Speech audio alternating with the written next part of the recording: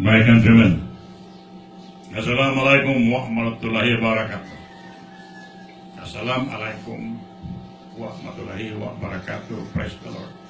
Naibundag, magandang umaga sa inyong lahat.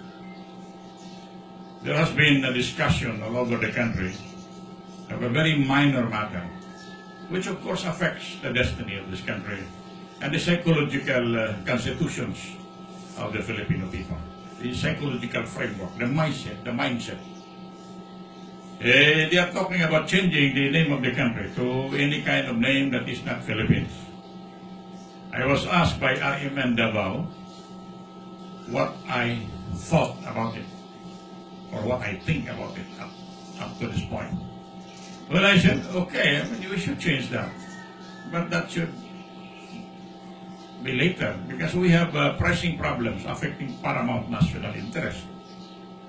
And why should we change that? Well, I said, kasi yung Philippines is named after King Philip II, the King of Spain at the height of Spanish power.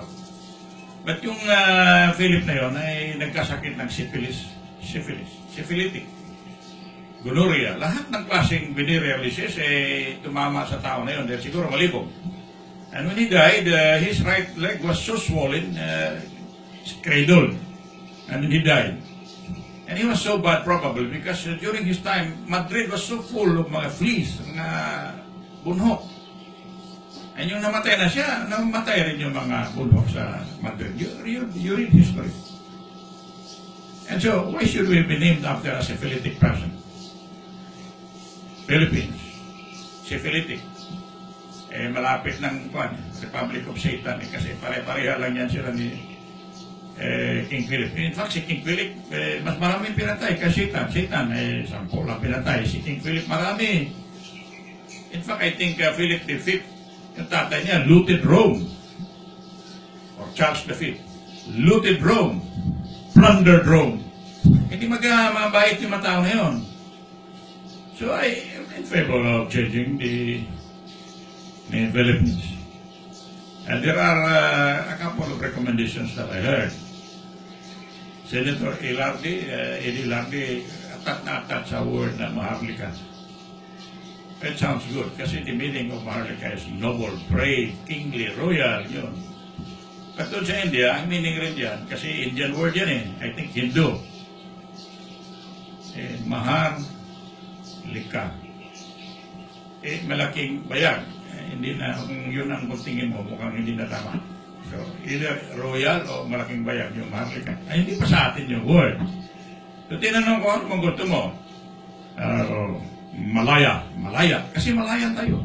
Every time you call yourself, I am a Malayan, ibig sabihin, I am a free man.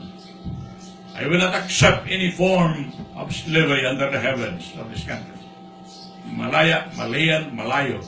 Talaga very close sa genetic environment natin. Because in our genes runs the Malayan blood. We are all tied together by Malayan blood, most of us. So I suggested the word Malaya. Federal Republic of Malaya. Federal Republic of Malaya. Anong pangalan mo? I am a Malayan. I am proud to be a Malayan.